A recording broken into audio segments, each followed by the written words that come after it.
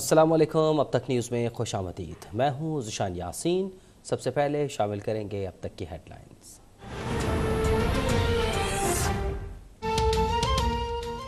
34 रुकनी वफाकी काबीना आज हलफ उठाएगी। 30 वफाकी वज़रा और 4 वज़ीर मुमलिकत होंगे। ख्वाजा आसिफ, एहसन इकबाल, राना सनाउल्लाह, अयाज सादिक, मरियम औरंगज़ेब काबीना का हिस्सा होंगे। बिलावल भुट्टो, मुस्तफ़ा नवाज़ खोखर, खुर्शीद शाह, नवीद कमर, शेरी रहमान, शाजिया मरी और हिना रब्बानी खर के नाम भी शामिल। काबीना में तलहा महमूद, अमीनुल हक, फैसल सब्जवारी, शाहजैन बुगटी और तारिक बशीर चीमा समेत दीगर के नाम भी शामिल हैं। सदर आरिफ अलवी का नई काबीना से हलफ लेने से इनकार। चेयरमैन सेनेट सादिक संजरानी नए वज़रा से हलफ लेंगे। पाकिस्तान की नई हुकूमत के साथ इलाकाई और बैनुल-अक़वामी मसाइल पर काम करना चाहते हैं। अमरीकी महकमा ख़ारजा के तर्जुमान नेड प्राइस की प्रेस ब्रीफिंग। कहा, पाकिस्तान के साथ 75 बरस से अहम ताल्लुक है, उसे अहम शराकतदार और साथी की नज़र से देखते हैं। अफ़गानिस्तान पर पाकिस्तान के साथ काम कर रहे हैं और करते रहेंगे। अफ़गानिस्तान को महफूज, खुशहाल और मुस्तहकम मुल्क के तौर पर देखना चाहते हैं।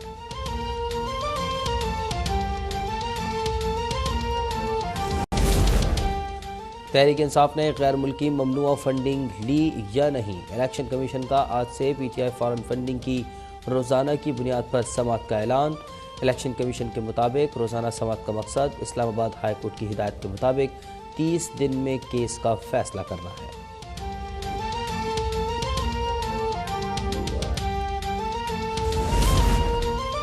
साबिक वज़ीर-ए-आज़म इमरान खान का चीफ इलेक्शन कमिश्नर के खिलाफ रेफरेंस दायर करने का ऐलान। मौक़िफ़ अपनाया कि चीफ इलेक्शन कमिश्नर की तैनाती इस्टेब्लिशमेंट के जरिए हुई थी। जस्टिस फाइज ईसा के खिलाफ रेफरेंस दायर करना गलती करार। दावा किया कि रेफरेंस उस वक्त की वजारत कानून ने भेजा था।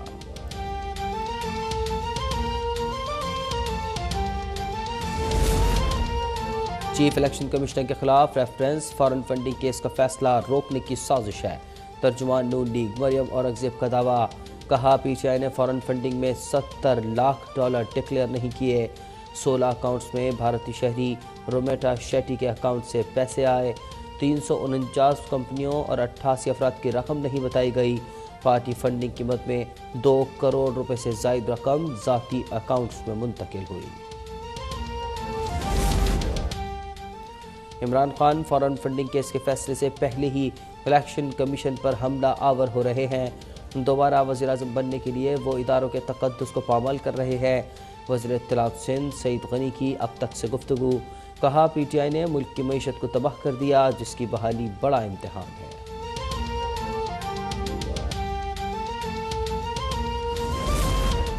जस्टिस फाइज के खिलाफ रेफरेंस से इमरान खान का इसरार था। उन्होंने एसेट रिकवरी यूनिट के मवाद की बुनियाद पर इसरार किया था। साबिक वज़ीर कानून फ़रोग़ नसीम का मौक़िफ़। फवाद चौधरी बोले कि जस्टिस फाइज के खिलाफ रेफरेंस भेजना फ़रोग़ नसीम का इसरार था।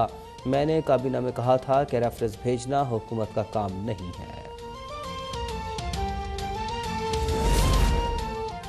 गैर मुल्की तोहफ़े जो मुझे मिले वो तोशाखाने से मैंने कानूनी तरीके से ख़रीद लिए। अब मेरी मर्ज़ी, मैं उनका जो करूँ। साबिक वज़ीर-ए-आज़म इमरान खान का तोशाखाना स्कैंडल पर मौक़िफ़।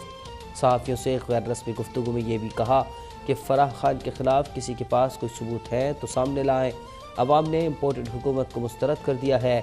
कराची और पेशावर जैसे अजीम शान जलसे पहले कभी नहीं हुए।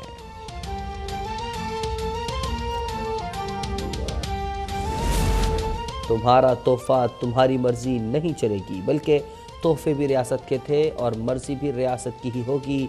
मरियम नवाज़ का इमरान खान को जवाब। ट्वीट में कहा कि अब तुम्हारी धौंस धमकी नहीं चलेगी। आंखें खोलो, तुम्हारी जाली हुकूमत और तुम्हारा मुस्तकबिल ख़त्म हो चुके। तुम्हें हिसाब तो देना पड़ेगा।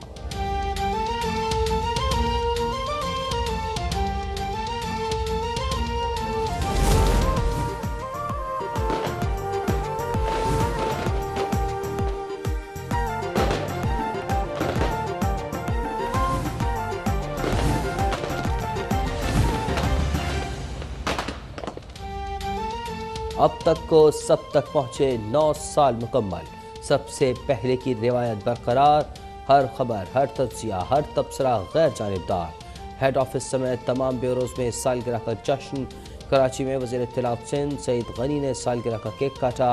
इस्लामाबाद की शानदार तकरीब में फैसल करीम कुंडी की भी शिरकत। सियासी और समाजी शख्सियात भी अब तक की खिदमत की मोहतरम। मुबारकबाद देना चाहता हूँ अब तक की पूरी टीम को कि आपने 9 साल का अरसा, खैर वैसे देखा जाए तो बहुत ज़्यादा अरसा नहीं होता, लेकिन जब बहुत सारे न्यूज़ चैनल्स हों, उन न्यूज़ चैनल्स के अंदर रहकर अपनी जगह बनाना एक मुश्किल काम होता है। और ख़ास तौर पे पाकिस्तान में पिछले 7-8 सालों में बहुत सारे न्यूज़ चैनल्स आए, तो मैं समझता हूँ कि अब तक ने अपना एक अच्छा मकाम बना लिया, अच्छी जगह बना ली है। आपको और आपकी टीम को पूरे पाकिस्तान में मुबारक हो आपकी इनामी सालगिरह। आपके देखने वालों को, आपसे सुनने वालों को भी इनामी सालगिरह मुबारक हो। मैं अब तक चैनल को 9 साल की लोगों को मालूमात की फरहमी मुकम्मल करने पर बहुत बहुत मुबारकबाद देता हूँ। मुल्क में 24 घंटों में कोरोना से कोई मौत रिपोर्ट नहीं हुई। 85 नए मरीजों में वायरस की तस्दीक। गुज़िश्ता रोज़ 18,563 टेस्ट किए गए। मस्बत केसेस की शरह 0.4% रही। मुख्तलिफ अस्पतालों में दाखिल कोरोना के 209 मरीजों की हालत नाजुक करार।